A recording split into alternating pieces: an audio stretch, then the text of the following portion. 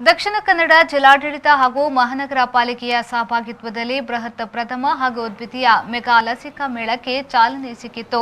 ಜಿಲ್ಲಾ ಆರೋಗ್ಯ ಅಧಿಕಾರಿ ಡಾಕ್ಟರ್ ಕಿಶೋರ್ ಕುಮಾರ್ ಅವರು ಮಾತನಾಡಿ, ಜಿಲ್ಲೆಯಲ್ಲಿ ಕೋವಿಡ್ ತಡೆಗಟ್ಟುವ ನಿಟ್ಟಿನಲ್ಲಿ ಜಿಲ್ಲೆಯಾದ್ಯಂತ ಲಸಿಕಾ ಶಿಬಿರವನ್ನು ಹಮ್ಮಿಕೊಳ್ಳಲಾಗಿದೆ. ಈಗಾಗಲೇ ವಾಹನ ಜಾಥಾದ ಮೂಲಕ ಜನರಿಗೆ ಜಾಗೃತಿಯನ್ನ ಮೂಡಿಸಲಾಗುತ್ತಿದೆ ಎಂದು ಹೇಳಿದರು. ದಕ್ಷಿಣ ಕನ್ನಡ ಜಿಲ್ಲೆಯಲ್ಲಿ ನಮಗೆಲ್ಲ ಗೊತ್ತಿದೆ ಹಾಗೆ ಕೋವಿಡ್-19 ಅನ್ನು ತಡೆಗಟ್ಟುವ ಹಿನ್ನೆಲೆಯಲ್ಲಿ ಕೋವಿಡ್ ಲಸಿಕಾಕರಣ ಭರದಿಂದ ಸಾಗ್ತಾ ಇದೆ. ನಮ್ಮ ಜಿಲ್ಲೆಯಲ್ಲಿ ಶೇಕಡ 90ರಷ್ಟು ಮೊದಲನೇ ಡೋಸು ಮತ್ತು ಶೇಕಡ 65ರಷ್ಟು ಎರಡನೇ ಡೋಸನ್ನು ನಾವು ಈಗಾಗಲೇ ಮಾಡಿದ್ದೇವೆ. ಆದರೆ ಇನ್ನಷ್ಟು ಪರಿಣಾಮಕಾರಿಯಾಗಿ ಮತ್ತು ಹೆಚ್ಚಿನ ಜನರಿಗೆ ಯಾರಿಗೆ ಆಗಿಲ್ಲ ಅವರಿಗೆ ಹೆಚ್ಚಿಸುವ ದೃಷ್ಟಿಯಿಂದ ಇವತ್ತು ಮತ್ತು ನಾಳೆ 2 ದಿನ ವಿಶೇಷ ಮೆಗಾ ಮೇಳವನ್ನು ನಾವು ಜಿಲ್ಲೆಯಾದ್ಯಂತ ಹಮ್ಮಿಕೊಂಡಿದ್ದೇವೆ. ಅದರ ಹಿನ್ನೆಲೆಯಲ್ಲಿ ಇವತ್ತು ನಮ್ಮ ಸಿಟಿ ಕಾರ್ಪೊರೇಷನ್ ವತಿಯಿಂದ ಈಗಾಗಲೇ ಒಂದು ಸಂಚಾರಿ ಲಸಿಕಾ ವಾಹನವನ್ನು ಕೂಡ ನಾವು ಈಗಾಗಲೇ ಬ್ಯಾಕಪ್ ಮಾಡಿಕೊಂಡು ಅದು ಈಗಲೇ ಫೀಲ್ಡ್ಗೆ ಹೋಗಿದೆ.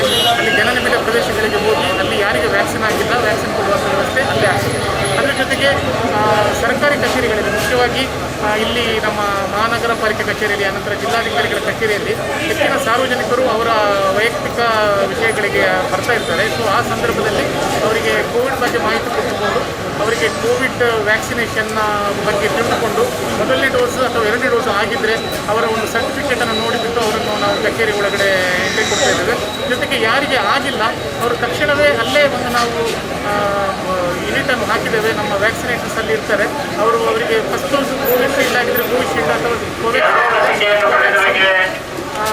ಎರಡನೇ ಡೋಸ್ ಯಾವುದಾಗಿದೆ ಅದನ್ನು ಕೊಡ್ತಾರೆ. ಅದೇ ರೀತಿ ಮೊದಲನೇ ಡೋಸ್ ಆಗಿಲ್ಲದವರಿಗೆ ಕೂಡ ನಾವು ಇಲ್ಲೇ ವ್ಯಾಕ್ಸಿನ್ ಕೊಡುವಂಥ ವ್ಯವಸ್ಥೆಯನ್ನು ಇವತ್ತಿನ ದಿನ ಮಾಡ್ತೇವೆ.